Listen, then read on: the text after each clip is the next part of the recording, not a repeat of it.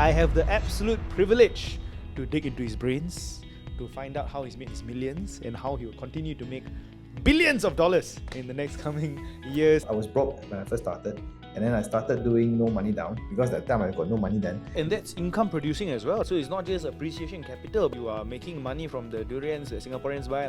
That was the time I saw one by one all my business shut down. I went from just owning or doing small deals and education into a conglomerate of companies which now holds asset, I would say more than 120 million to about 300 million. I'm honestly telling you, it's not hard to make your millions.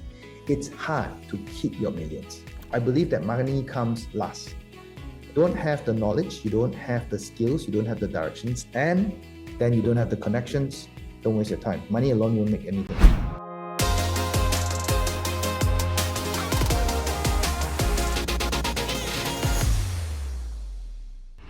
Hey guys, welcome to our Modern Wealth podcast where we aim to empower, enrich and evolve your lives. Today we have a very, very special guest. We've been trying to get him for many, many weeks and finally we've managed to get him on our podcast, right? We have the one and only Dato Michael Tan, right? For those of you all who are unaware, he's an absolute legend in the property scene, especially very well known in Malaysia, right? So for our Malaysian viewers, you will definitely have heard about him, would have seen him on multiple channels across social media, across everything, right? So today, I have the absolute privilege to dig into his brains, to find out how he's made his millions and how he will continue to make billions of dollars in the next coming years. It's going to be pretty amazing. I can't wait to hear, right? There's so many things he's been doing, as a business owner, as an investor, right? And let's find out more today. Welcome, Dato Michael. How are you doing? Hello, Rash. How are you doing?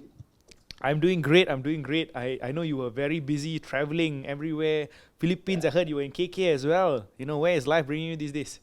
I'm actually doing quite a lot of things right now. We have a regional business right now. So actually, I just came back from the Philippines. We're starting to do business over there. We've been there over a year and it's been pretty exciting. With all the current opportunities and the market right now. We've gone in there to actually look into more, of course, properties first. I think for those of you who don't know me, a quick introduction first. All right. So thank you, Rash, for inviting me over to this talk. I'm very humbled for what he said just now. I think that Rash, you are far more successful, in many, many ways, and I've heard you also. And I thank you for being allowing me to be here on the podcast. Right.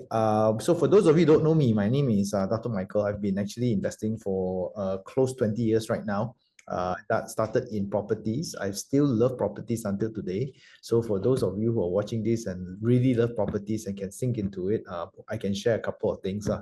I have done I've done something called no money down.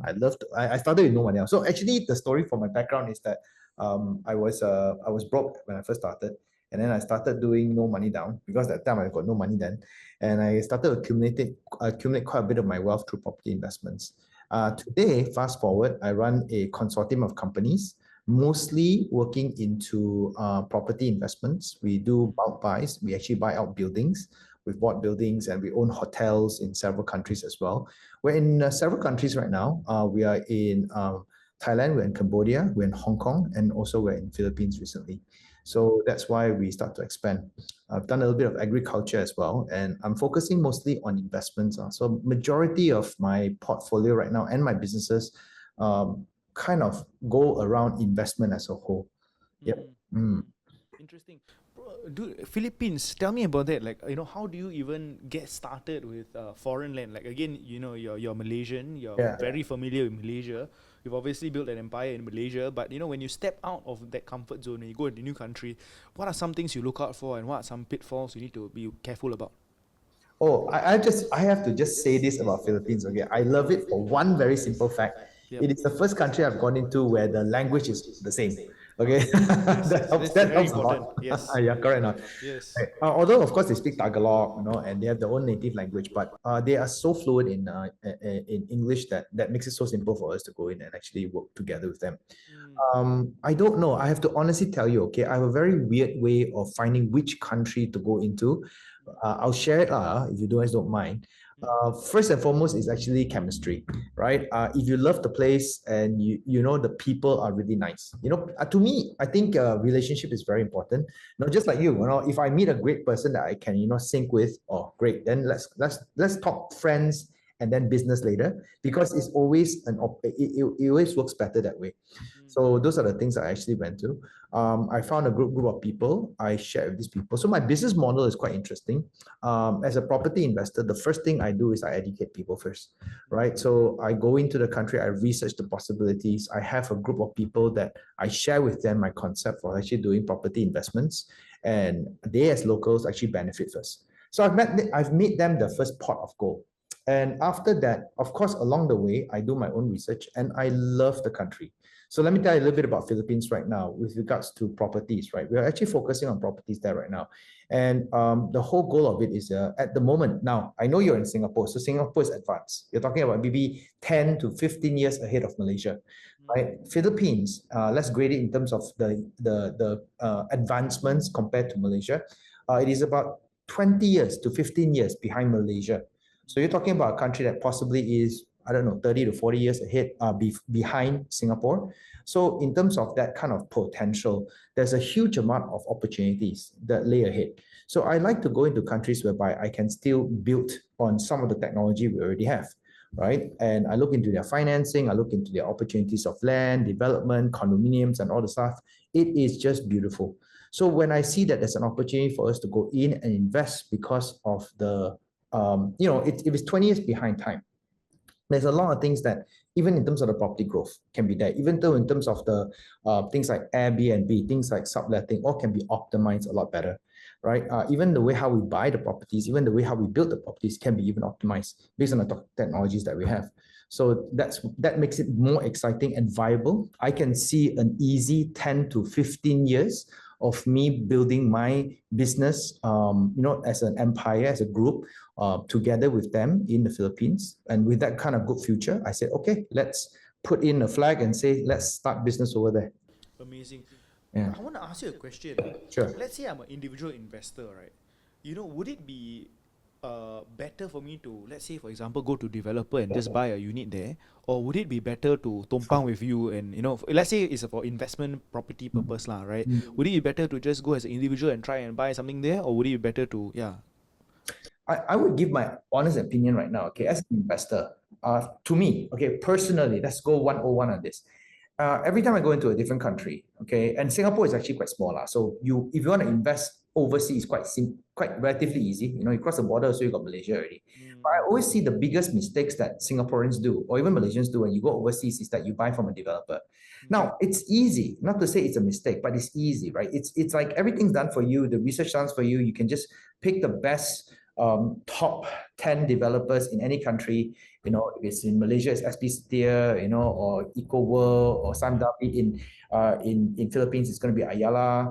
So it's going to be one of this, right? And you just pick it and just buy a property with it. But you're not going to get a good price. You're not going to get the best deal. Now, I'm, being a Malaysian / Chinese, I love properties which are really undervalued, very good value ones, but really undervalued. So what do I do? Is that I actually go down to the place and I research what I can say the secondary market. I love buying from the secondary market if I have the opportunity to do so. And the reason why is because I always get the good deals then. Now, what is a good deal to me is one which I can negotiate the price down. Right? Many people, if you go to a developer, it's very hard for you to get a good discount. Maybe they give you 5-10%, it's considered very lucky already, right? But if you were to go into the secondary market, which takes a lot more time, you're able to get deals, which I have managed to get even in Thailand, even in Philippines, 10, 20, 30% below market price, right? That's number one. Number two, it's already rented out, it's tenanted, right? So now I'm an investor, I'm not going to stay there. What I want to do is I want to make my money work for me. So why would I go to the Philippines? Is because the rentals there are about 8%. And if I put my money to work right there, I get 8% returns as compared to if I put it into Malaysia, it gives me 4%. If I put it into properties in Thailand, it gives me 6%. So it's all about the ROI and how fast I can get my money back. So if I got the first million to put into the place, I put $1 million into Philippines. It gives me 8%. That gives me about 6,000 plus per month, right? Coming back $6,000-7,000 plus. It's pretty good money, right? Really fast. So I want to get that returns coming back as fast as possible. Now, here's the best news.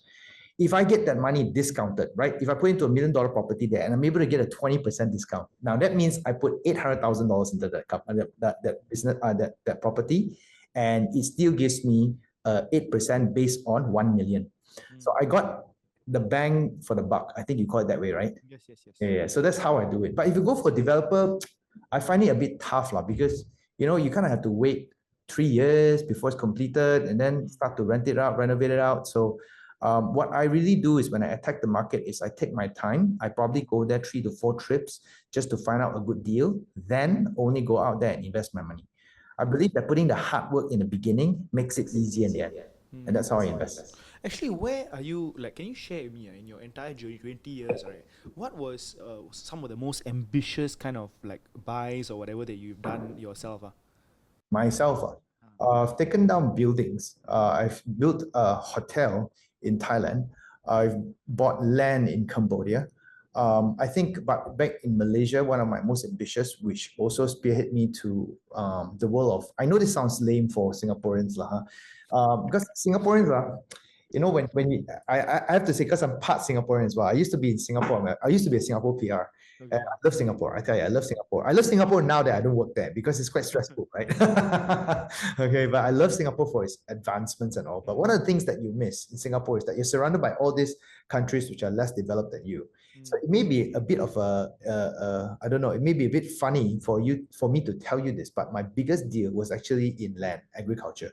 Right? So one of the things that you can't actually get in Singapore because the land size is small, is that you can't buy land. And for me, one of the best things that I've done, I bought land in Cambodia, I've bought land in Thailand. My biggest deal, I think, because of all this collected, I went back to Malaysia and said, hey, during the pandemic. So in 2020, where the pandemic struck, it was of course very bad. I don't know how bad it was in Singapore, but it's really bad here in Malaysia. And with all the borders closed, I knew that international deals could not be transacted. So one of my most ambitious deal that we did was we bought over an $80 million piece of land, right? Wow. Agriculture piece of land. Yeah. And it was for this stinky fruit called durian. I think Singaporeans like it, right? I love it. We love it. I love it. So that was my venture. And because of that, we converted that and now it's worth 340 million. Wow. Yeah. Wow. So that was one of the pretty good darn deals that we've done. Besides just properties. And that's income producing as well, right? Because you have, so it's not just appreciation capital, but you are making money from the durians that Singaporeans buy. Yeah. So I thank the Singaporeans for supporting us. Okay. So that was your biggest kind of acquisition and kind of pot of gold in that sense. Yeah, I think that was one of the biggest deals that we've done until to date, and it actually surprised me as well because I'm mostly into properties. We bought properties in the region of 10 to 20 million. Yep. I thought that's pretty cool already. Then when land came around, basically it doesn't produce much. But now my mind has changed. I've totally gone into the fact that you can not just collect rental from tenants, you can also collect rental from trees. So if they're producing fruits, you sell them off, it gives you cash flow. I said, why not? It's so long. Absolutely, right? Coming in, wow. So that's the evolution, right? Again, there's everything, right? It's all like tenants. If you can get income from it as well, why not, right? It's literally cash producing, it's income producing, ma. Yeah. Right. So I also always have this joke, I say, I say, remember the time last time when you were young, your teacher always tell you, hey, you better study hard. If you don't study hard, you become a farmer one day. I wish I didn't listen to my teacher then. I'll probably get a lot richer right now. Yeah, for sure. As an investor, why not? But so how do people get into it if they want to start investing? Let's say, for example, in plantations, agriculture, for example. I hear about people saying, wow, the Americans, the Bill Gates, they're buying farmland and all that. Buying acres and acres of farmland. Apparently, like Zuckerberg and all that, they're doing that. So it sounds crazy, but how? Well, the secret is actually, which is very, very true. If you look into all these tech giants and all these people, everybody's going back to resources, especially nowadays, with the instability of the world, and nowadays the world is in chaos, right? Yep. The tariff thing and the wars that are coming up. So there's a huge amount of people are actually looking for safety nets. So the billionaires, a lot of them are actually going into land and agriculture. Right now, how do you get into it? Well, to be honest, it's actually quite a large sum. You need a large sum of money, right? I think money is, of course, one of the biggest things. But of course, the second thing I will tell you before anything else is resources of management. it is not easy to manage the land. I think buying it is one of the easiest things. And in my experience, I'm very blessed to have good partners that were able to cultivate the land, harvest, grow, and then also market it out. So these are some of the things that I think you need to say. I think in the hands of it is you need a good network, right? It's not just about the money alone. A lot of people with the big money going in, you may buy a land that does not produce, cannot deliver, and hence that's why it, or even the crops die. So agriculture is a huge business to go into, and I think I can tell you one thing right now. It is also very long term. So you must look for networks and partners that will actually build this business for a long term duration, right? But it's a good business to go in. Yeah, everything comes right down to really having a proper circle, proper It's partners really, that you can, rely on, people that you can actually work with, your A team, lah, right? In yes, any it venture. is. So, agriculture is the same thing, right? And again, yeah. Yeah, even in bank, even in properties and all. I mean, right, for me, on the past 20 years, I've built up a network of all my students that have come in, and then we've gone in to do like property management. We've done agents, we've done renovations, right? Airbnb, sublet. So it's really, to be honest, if anyone wants to be a multi millionaire, well, in the field that I am right now, you will need a team. I don't believe in doing it individually right now. If you're actually focused on only getting the one-time deal to make it one-time money, yes, it is possible. But if you want money forever, it's definitely a group of people that can consistently deliver the cash flow and the growth and the valuation towards the end. In your 20 years journey, this is a question which I love to ask, right? Because I think there's so much more lessons in our failures than our successes. Mm. Right, Mm. I'm sure for yourself you've had many stripes in your back, a lot of Oh yeah. a lot of stripes that people don't see, a lot of knife kena stab in your back, many things lah, right, that would have happened for every entrepreneur, right? Can you share with us some of these stories of times where people see who you are today, wow, this entire conglomerate all around, but consortium and businesses, but what do they not see? Where were the times where you really struggled, where it was really really tough for you? Well, I'll tell you one thing. I think I would say this, and I think that's a very good question, Rash. For me, I think failure is my best friend, right? If I'm not failing, I'm not growing. I'll tell you this first, right? If I'm actually just having success every single day, to me, it feels like I'm in my comfort zone. And I've experienced a lot of failures until today, and I'm very blessed by them. For me, I take it two ways. Of course, it's very stressful when it happens. I don't kid you. I'm not talking as though it doesn't affect me and impact me. But when I do have it, I pause and I start to look into it and say, hey, what have I learned from all this? What can I grow from this? I'll share with you one of my biggest so-called failures that actually was one of my biggest success as well. Right? It happened during COVID times. Now, running a conglomerate, running multiple companies in different countries is great, right? Until you get something called the COVID-19 pandemic and lockdown happening, and you can't fly, right? Then you say, oh gosh, and that was the time I saw one by one all my business shut down. And I don't mind telling you, okay, I lost my Cambodian business. My Cambodian business had to shut down. All right. My Thai business had to be on pause for 2 years, 3 years. He said, Michael, I can't do this. They're not allowing to do events. They're not allowing to do any businesses. We can't go out across country. So my partner just slept for 2 years. I had Hong Kong went into chaos during that time because Hong Kong was double whack. Okay. They were against China. There was this revolution against China. Then came the pandemic. So the economy went down. So it was one of the worst times. Of course, our revenues dropped by more than half, right? To maybe at one point, I was actually contemplating asking, hey, what's going on over here? And I was losing a lot of money at the time. Okay. Now here's the interesting part. So fast forward, it was very stressful times. Even in Malaysia, I don't know how bad it was in Singapore, but in Malaysia, we weren't allowed to operate for days or months. The first lockdown dragged for 1.5 months. Second, same. The last one was the worst. We literally did not work for 6 months of our lives. Wow. When I was contemplating all this, it was a huge amount of stress because I was paying payrolls. I was paying for my stuff. And of course, I didn't want to lose anybody. And I was bleeding money, hemorrhaging money. I had companies and countries that were not doing very well as well. And it struck me at one point. It was what I called the turnaround from a failure. I said, what did I learn from all this? What can I benefit from all this? And that was where I started to switch my business. Rather than instead of just managing the investments, managing the education part, I said, hey, this is the best time. If I'm bleeding, there are many other opportunities out there because many people are also bleeding. There are many losses out there. With all these losses, there's potential gains. So I started to look into the market. And I said, hey, with all this going on, we're not just talking about my economy, we're talking about even other companies and also country economies. We're talking about US, okay, getting hit badly by the pandemic. We're talking about China as well and all of Southeast Asia, right? And I said, where is the opportunity there? So with every failure, I turn it into opportunity. And that, my friend, is where I first started to go into crypto. Now, I know you're the kings of crypto right now, Rash, so I got to learn from you. So this is my only small learnings.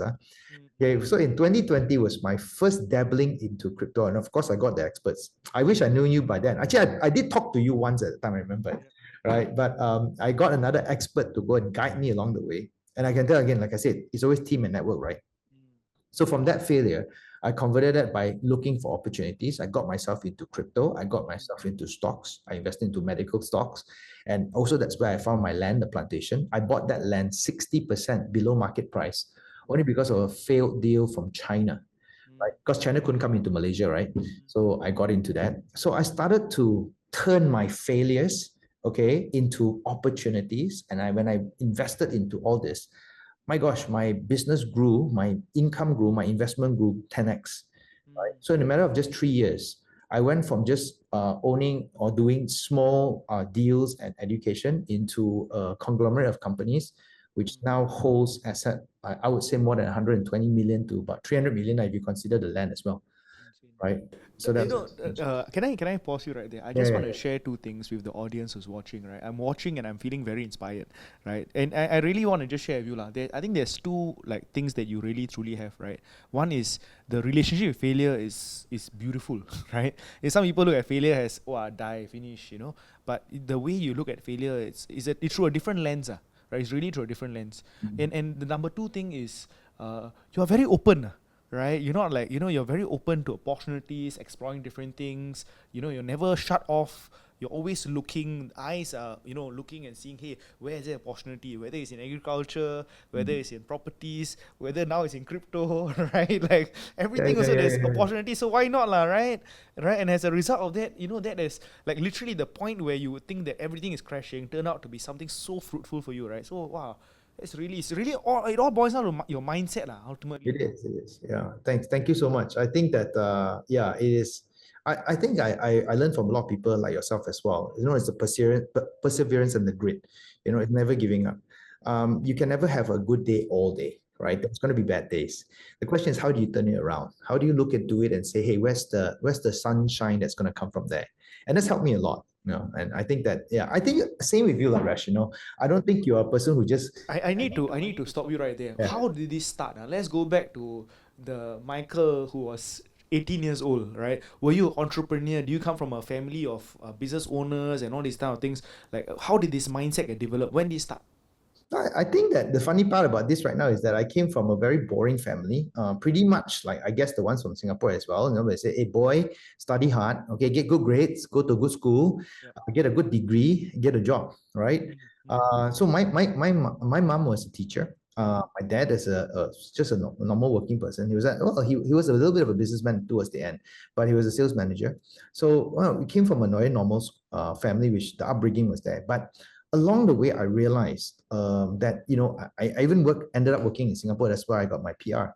But I was working really hard, and I was counting the money then, and I realized that hey, the way I'm going, I'm not going to become a millionaire. I wanted to be rich, right? So then I said, hey, let's go out there to do something different, and that's where I went into business, right? And I did extremely well in the first 3 to 4 years. Right? Now, here's two things to take back from that. Number one, I learned from the best. I got a consultant who helped me out and learning, education. If I had started business with no knowledge, with no guidance, I wouldn't have made my millions within such a short period of time. So number one, education and knowledge is important beyond the scope of just a job. All right. So that's why I'm so passionate about education. I'm sure you are as well, right? Because that's key, right? Learning more. So that was my first takeaway. My second takeaway was upon that time, like I said again, I hit my first failure. And I guess that was my first lesson then. And that was really bad because I went absolutely almost broke. It was actually to a point of suicidal. And that's where I started to rebound again. So I've had that first learning quite early on. It was in my 30s when that happened. And it's either to give up, okay, or just to go all out. So I think that started my journey until today. It was at, I always want to say this way, I've met people like this before, and I was also there before. If you're at a point of brink of failures, I think, and you bounce back, I think that's the greatest gift that God has given to you. Now, I believe in God, okay, and I think that God gives you two gifts in life: gift of success and gift of learnings, not failures. And why do I think that way? Is because if I'm able to overcome this failure, okay, and grow bigger, I think that that's the gift that God wants me to go out there to share with more people, number one, and also to go out there to empower more people. So that was my bounce. When I actually had my suicidal point, at that point, I said, either just die or go all out. And I did it. And here's the thing, I found my power. My power wasn't in myself. It was actually from my family. I had my first son then. I only had one kid, and now I have three.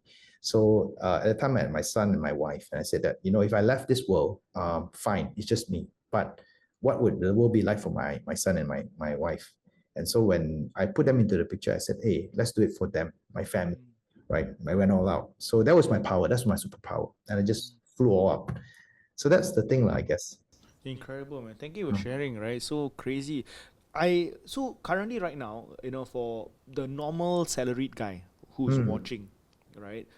Again, there's all this wow, cannot do, so expensive, how do I afford, and all these different things, lah, right? So, from everything they've experienced, where should one start? Right. Okay. Okay. Of course, educate themselves. That's very, very important. But where can one start with regards to maybe with their investments, for example? I think the most important thing before you start investing is knowledge. That's key, correct? Yep. Yep. Yep. I think putting money anywhere is the easiest thing. Getting the money to come back, okay, skills. And what's the normal man on the street lacking today is knowledge. Yep. Okay, straightforward. I've seen so many people, even myself, when I want to dabble into something else, when I want to improve to myself, even under today, I keep investing into me first. The first investment you should take at any one point is yourself. Yep. Okay. I've until today, I've insistently tell myself, I'm not the best. I am only a student. Okay. I am a student continuing to learn. Yep. So for the man on the street, right? If you're in a job and you want to look at yourself right now, if you've been working 5 to 7 years, if you've not invested knowledge into yourself, right? You've not gained experience, then it's time for you to do that first, right? Number one. Number two, okay, money may be big, but ask yourself, are you as big as the money? Meaning that, where did this money come from? $100,000, 200,000. It's from your job. Your number one skill is your job. Can you generate 2 times that money in investments, in crypto, in stocks, okay, in properties? No, you have no experience in that. Then go back to get yourself bigger first, right? Get yourself knowledge, and then take small amounts of the money to see if you can double that. And how long does it take for you to double that? Right now, if you start getting your wins consistently, then that's where you go all out if you want to. So it's a step-by-step thing, right? I always want to tell anybody who wants to be an investor, give yourself the first 3 years. Never go into it and then start doing like 2-3 days or 2-3 months and expect yourself to be a multi-millionaire. I wish it was so easy, but honestly, from my experience, no. In anything lah, right? Whether it's in property, whether it's in stocks, whether it's in crypto, anything at all, right? You need to give yourself that time to learn, that time to go through the ups, the downs, and to really understand. And then you build the knowledge, you build the network, you build the people who can guide you through. I think it's so true, right? Very, very, very important, right? So the one question I want to ask you is this: so in all your experience, right, of doing properties and everything, what do you feel is your personal superpower, right? You mentioned about your family, but what is your skill set? In particular, what have you really built up that has really helped you across all the different businesses? Well, I think for me right now, I've learned a lot of things along the way. Okay, number one, I guess, is that always learning kind of mindset. But the second thing is right now, my superpower, I used to be, and I still think I'm a good speaker, okay, and an educator. But these days, I'm more of a strategist. Okay. Right? So I plan a lot. I've done, and I firmly believe in this. Okay, here's my change in core value. When I was younger, it was always about making money. Where am I going to make my first million, my second million, my 10 million, my 20 million? Where am I going to make that money? And then when I realized, as I get older, now just to honestly tell you, I'm reaching my 50s already. So, after past 40s, it's about, okay, how do I manage the money? But now, today, one of my biggest learnings is how do I keep the millions forever? The biggest lessons I've learned in my youth is that it's easy to make the millions. I'm sorry for those of you who are saying that I'm bragging, but it's not a humble brag. I'm honestly telling you, it's not hard to make your millions. It's hard to keep your millions. Right? So keeping millions requires structures, requires planning, requires long-term visions. And that is what I want to tell people right nowadays is that if you want to go out there to be rich, yes, great. But once you accumulate your first pot of gold, stay rich. Right? So for me, I think one of my biggest my learnings and growth right now, and my biggest areas is actually being strategic plannings. How do I continue to grow? How do I continue to gain? And how do I actually continue to benefit others? Amazing. I think that's very, very important. Something that I'm thinking about myself. It's very important currently right now. Is in making that money, and obviously staying rich is super, super important as well. You don't want to just make and then lose everything, right? So I think that's a important lesson. That if you can go back 10 years, 20 years ago, you'll probably tell yourself as well. Okay, yeah, true. Everything comes at a certain time. Absolutely. Dude, okay, so I want to go into this next topic, which is something that Sure. a lot of Singaporeans are very, very curious about, right? Right. We have this very big project that's coming up, which is the RTS, and this Right. link Okay. between Singapore and Malaysia. What are some trends you are seeing, and that people should take advantage of, right? Like, is it too early? Is it too late? Singaporeans thinking, should I go and buy my properties in JB near RTS and all that, right? So, like, what's your take, and are there any things that are doing in that area specifically? I think it's a game changer. I really think it's a game changer. Now, first statement, and I do apologize for this, okay? If it actually goes through 100%. Okay, when it comes to, and I have to say with all honesty, the efficiency of the government in Singapore is far bigger than the one in Malaysia, right? I'm just going to be the first to admit that right now, right? So, first thing is this, okay, there is opportunity, there is confirmed opportunity. The RTS coming in right now, and with the links coming into Johor town, there are certain stops along the way past the CIQ. There's also going to be a single clearance from other one side. Either you clear from Singapore side or from Malaysia side, vice versa. And this is going to make sure that the flow of traffic between the two is going to be very much faster, right? With the MRT.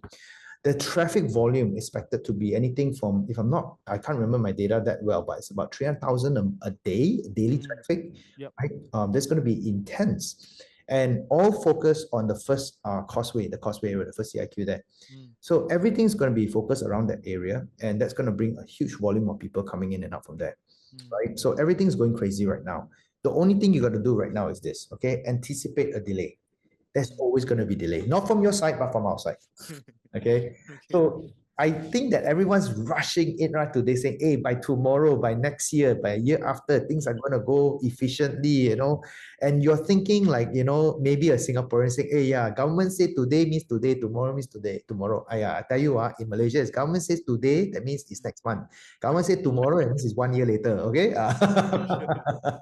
So I would say plan, again, comes back from where I come, strategically plan. Anticipate what's going to happen, but do a proper planning along the way. Okay, don't rush into it. There's no rush. Everything in Malaysia is also very chill one, right? So, but the immense amount of potential is huge. Now, I'll give you a couple of advices. If you are of money and you can afford it, of course, the simplest, fastest way to do it is to invest into any of the properties which is in the first stop after the CIQ, right? Which is city center area. I don't know if I should mention any of the names over here, but there are a lot of projects around there, new and upcoming. But do watch the pricing, okay? Don't go too high. So I'm talking about, okay, rather than talk about the projects, let's talk about pricing. As of today, I would say your best pricing will be 1,000 per square feet and below. Things are hitting very hot right now. We're talking about 800 per square feet, 600 per square feet and above. And it's going even higher than that. And I would say caution you not to go beyond 1,000 per square feet because that's really your value. And I'm talking ringgit Malaysia. Yep. So that will be my first.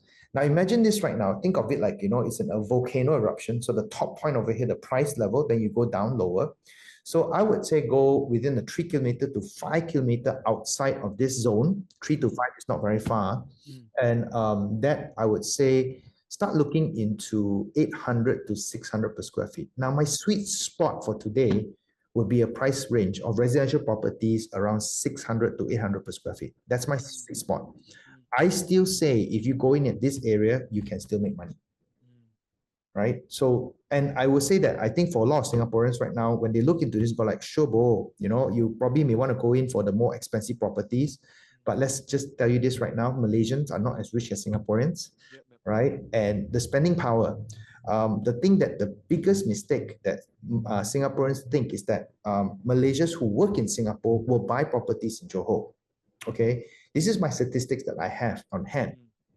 Okay, more than 80% of the people working in Singapore do not buy properties in Johor. They rent. Right. So you're going to get very good rentals, but if you buy a property too expensive, the rentals may not be as attractive, number one. And number two, nobody's going to buy from you.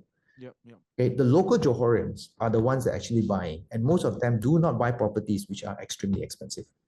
Are you worried for Johor? Is it gonna be like some crazy mad inflation that's going on with Singaporeans who come in who spend just give you an example. For me, I am literally like my mind is like in Singapore, I'm used to paying 2,000 PSF. 2,000 is like wow, 2,000 so cheap. But now new launches are like 2,005 in Singapore, right? That's like, wow, 2,003 very cheap. Like that's literally the base level in Singapore. So you're telling me 800, I'm like, brother, walao it. 800, where to find? That's my mindset Singaporean. Can you imagine, right? So imagine if that mindset comes into Malaysia, it comes into Johor, for example. Dude, it's going to be pretty scary. But actually, I tell you, that's going to be, it's already happening today. It's already happening today. I'm talking as far as going all the way to like Bukit Indah area. I've measured all the prices along the places and things have come up, right? So what good news, if you're an investor, that's also a good opportunity. But let's talk about holistically.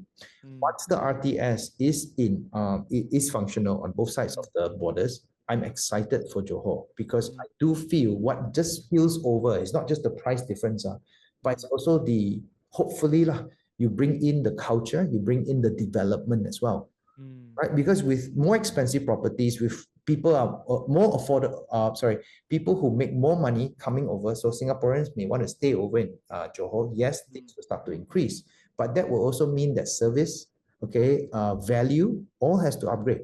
Right? So I'm looking for it as an excitement, feeling of excitement, because there definitely will be opportunities and even businesses that can be developed in Johor that will cater to a different lifestyle altogether. So there's going to be massive developments going on. I'm not just talking about properties as well. I'm talking about all sorts of other businesses that will cater to a higher lifestyle group of people that will have to come into Johor in order to sustain and change the landscape. So I'm super excited about that. Very exciting. And tell us a little bit more, like with regards to RTS, not just Johor, right? It connects to, I heard news with regards to it connecting to even KL and then it being like 90 minutes or something along those lines. Like I said, the HSR program, the high-speed rail and all that. I hope by the time my son gets married and have kids, they'll see this happening. Okay, if it does happen, because let me tell you this in terms of history. Our high-speed rail has been implemented since, that was what, 9 years ago, Iskandar project, right? It was supposed to go until Jurong East, and your government obeyed nicely, cleared the land properly, prepared a hub even at Jurong East for us to go all the way, and it was supposed to go past, Forest City area, the second causeway near to us. And our side right now, we're still debating. Okay, we've appointed the contractors. I think the last was YTL. I think it changed 3 times until today. We have not started yet. Right? So again, yes, there's excitement. There is potential. And I think that these are all developments that will come through and will eventually, of course, bring great benefits. But this is Malaysia we're talking about. My honest focus is this, right? Friends, those of you watching me right now on this, focus on what is currently available or what's closely coming to available. So like RTS, definitely to come ready because it's already being built. Yes, that one you focus on too. But high-speed rail, maybe it's for your future generation, your kids or your kids' kids to come, then yes. Cool. Okay, so that's a very, very far-sighted thing. Okay, interesting that you share that. All right, I just have one last question to wrap it up, right? Which is this. Today, if you were to start from zero, right? Zero money, going back to where you came from, no network, right? Like, minus all your network and whatever you've built, for example, right? Where would you begin that journey? Well, okay, well, I'm going to say this in a few ways. Number one, today really has to be like today, 2025. 2025. Yep. Okay, then I may not even consider into properties, honestly speaking, because one of the biggest options and growth and potential right now is digital currencies. Crypto is actually growing very, very well. And of course, you could look into properties and all as well. But the first thing I'll do with no network, correct or not? Yes, no network. I'll definitely scale up first, right? I find a way to go and scale up first. Skill up first. Skill up means learn, Yep. right? And I'll take my time. I'll probably go and take the first 3 to 6 months to start exploring to see what are the fastest trends going out there today. Now, let me tell you, it's changing world. If you are going to go into properties today, you're missing out the big pot of gold. Big pot of gold. Where is it? Digitalization, digital currencies, which is something that is booming right now. Second thing to do is AI. Definitely AI, right? So anything you do with AI has got huge opportunities of today. And even me right now today, I'm invested into that game. How does that spill over? The data centers, a lot of them, Malaysia is going to be the number one data center in 2026. So I'll study all these opportunities first and see where can I put my hands into it. So the first thing I do is knowledge, education, and getting the right skills. And again, after that, you see, the deal is this. I believe that money comes last. You don't have the knowledge, you don't have the skills, you don't have the directions, and then you don't have the connections. Don't waste your time. Money alone won't make anything. So for me, once I've known the information at hand, I know what's going on. Let's say if I pick AI, I pick data centers, I know where the areas are, I find the networks, I find the opportunities, then I find the money. Basically, money can be pieced together. If I can find a good deal on one side, okay, and I can get great investors on the other side, I can make a buck a piece in between very fast. So making millions nowadays is not a matter of time, it is a matter of opportunities created through all these things I've just mentioned: skills, knowledge, and network. Amazing. So I'll still focus on that. Thank you for that. Thank you for that piece of brilliant advice. I think it's very, very important for people to hear, right? Because every time people are trying to jump into the next big thing or whatever, but again, if you don't sharpen what you have on the inside, then nothing's gonna follow, lah. Money just follows where the skills and the knowledge is, right? Like when you have that, money is a byproduct. That's what I really believe, myself. Right. So, anyways, thank you for that, Dato Michael. Where can people find you? How can people look out for you? How can they, learn from you and all that stuff? Oh my gosh. Okay. I'm not prepared for that, Rush. Okay. So I think that one of the things you can find me is go talk to you. Second is you can go and find me on Insta or on Facebook. What is my Facebook one? Yeah, sorry. I think it's Dato Michael Tan for Instagram. Do look for me, and first thing you do is just start that hi, so I know who you are, and then you verify me because there's a lot of people copying me right now. Yeah, a lot of people. And then after that, you can have me a chat. Yeah, that's how people will find out for where. Awesome. Thank you so much for sharing your knowledge and wisdom. Guys, if you are watching this, if you have any way in which you can get to events where he's speaking, I would highly, highly, highly encourage that you guys actually go and check him out, right? Please follow him on all his channels. And if you see Dato Michael speaking at the event, I'm telling you, it's going to be a treat, right? He mentioned that he's a good speaker. He's understating. He's a very, very good, right? So make sure you all catch him at any events, wherever he is in the world, right? Maybe Malaysia, maybe Philippines very soon, right? Wherever you see him in the world, find an opportunity to go and, learn from him, get into his circles, learn about different investments. The one thing I love about Dato Michael, the one thing that I love about you after learning from you today is that a lot of lobang, right? I think the world is filled with opportunities nowadays, and that's that those of you who are still in a job, I mean, no offense, jobs are great, but missing once I've left my job and I look outside in the whole big world, I realize so many opportunities out there. And you know how to convert the opportunities, wealth comes easy to you. Yep. Absolutely, absolutely. Thank you so much for sharing. I love your mindset. I love everything about what you shared. Again, guys, if you've enjoyed this, make sure you like the video, make sure you subscribe and comment down below if you have any questions. And again, if you want to find any information about Dato Michael, his links and socials are all down below. We will see you all soon on the next episode. Thank you for coming. All right. Thank you, Rash. All the best. Thank you.